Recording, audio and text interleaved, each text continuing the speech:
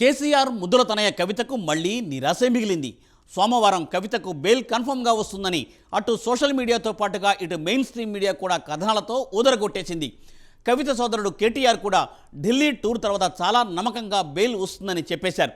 కానీ ఈమెమీ జరగలేదు. కవిత బెయిల్ ఆశలు అడియాసలుగానే మిగిలిపోయాయి.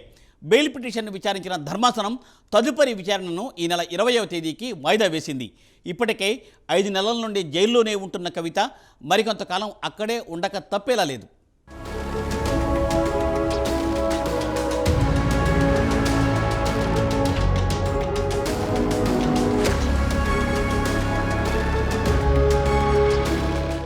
ఢిల్లీ మద్యం కుంభకోణంలో ఈ ఏడాది మార్చి 15న అరెస్టైన బీఆర్ఎస్ ఎమ్మెల్సీ తెలంగాణ మాజీ సీఎం కేసీఆర్ తనయ 5 నెలలుగా జైల్లోనే ఉన్నారు. ఆమె బెయిల్ కోసం అనేక కారణాలతో వేసిన పిటిషన్లను ఇటు రౌస్ అవెన్యూ కోర్టు అటు ఢిల్లీ హైకోర్టు తిరస్కరించాయి. దర్యాప్తు సంస్థలు బెయిల్ ఇవ్వకూడదని వాదిస్తున్నాయి. దీంతో ఆమె ఇప్పటి వరకు చేసిన బెయిల్ ప్రయత్నాలన్నీ విఫలమయ్యాయి. తాజాగా ఆమె ఢిల్లీ మద్యం కేసులో ఈడీ సీబీఐ దాఖలు చేసిన కేసుల్లో తనకు బెయిల్ ఇవ్వాలంటూ సుప్రీంకోర్టును ఆశ్రయించారు. ఈ కేసులో ఢిల్లీ మాజీ ఉప ముఖ్యమంత్రి మనీష్ సిసోడియాకు బెయిల్ రావడంతో కల్వకుంట్ల కవిత కూడా తనకు బెయిల్ వస్తుందన్న నమ్మకంతో ఉన్నారు. కానీ సర్వోన్నత న్యాయస్థానంలో కూడా ఆమెకు నిరాశ ఎదురైంది. మధ్యంతర బెయిల్ ఇచ్చేందుకు జస్టిస్ గవాయి, జస్టిస్ విశ్వనాథన్ ధర్మాసనం నిరాకరించింది.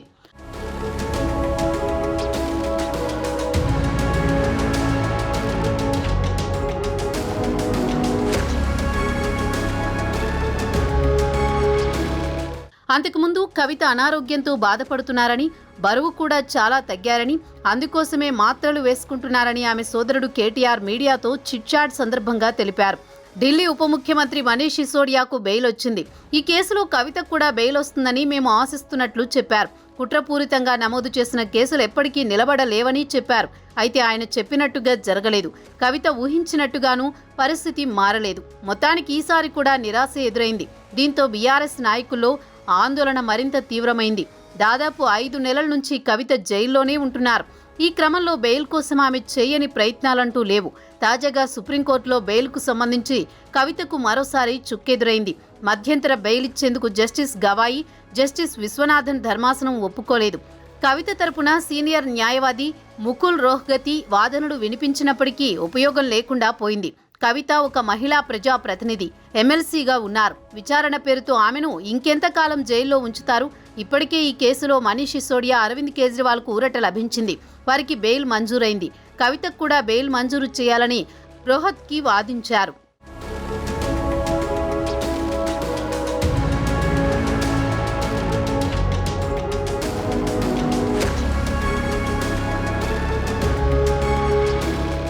రోహత్కి వాదనలు సమయంలోనే ఈడీ సీబీఐలకు నోటీసులు జారీ చేస్తామని జస్టిస్ గవాయి చెప్పారు. ఇదే క్రమంలో కనీసం మధ్యంతర బెయిల్ ఇవ్వాలని రోహత్కి న్యాయస్థానానికి విన్నవించారు. ఇందుకు గవాయి ఒప్పుకోలేదు. వారు అభిప్రాయాలను వెల్లడించిన తర్వాతే వాదనలు వింటామని, అప్పటి వరకు ఆమెకు మధ్యంతర బెయిల్ ఇవ్వలేమని స్పష్టం చేశారు. తదుపరి విచారణను ఆగస్టు 20కి వాయిదా వేస్తూ ధర్మాసనం నిర్ణయం తీసుకుంది. ఈలోపు అఫిడవిట్ ఫైల్ చేయాలని ఈడీ సీబీఐకి ఆదేశాలు జారీ చేసింది. ఇక కవిత ఇప్పటికే దిగువ న్యాయస్థానాల్లో బెయిల్ కోసం పిటిషన్లు దాఖలు చేశారు. అయితే అందుకు కేంద్ర దర్యాప్తు సంస్థలు గట్టిగా కౌంటర్ ఇచ్చాయి. కవిత సామాన్యమైన వ్యక్తి కాదు. ఆమె సాక్షులను తీవ్రంగా ప్రభావితం చేస్తారు. ఇలాంటి సమయంలో విచారణ అనేది పక్కదారి పడుతుంది. అలాంటప్పుడు ఆమె జైల్లోనే ఉండాలని దర్యాప్తు సంస్థలు కోర్టుకు విన్నవించాయి. వారి వాదనలతో ఏకీభవించిన కోర్టు కవితకు బెయిల్ మంజూరు చేయలేదు.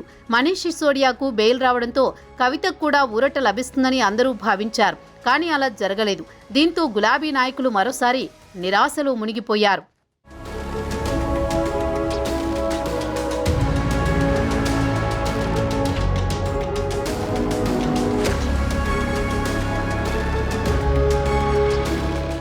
ఈడీ సీబీఐలు నమోదు చేసిన కేసుల్లో మధ్యంతర బెయిల్ ఇవ్వాలని కోరుతూ ఈ నెల 8న సుప్రీంకోర్టును ఆశ్రయించారు ఎమ్మెల్సీ కవిత.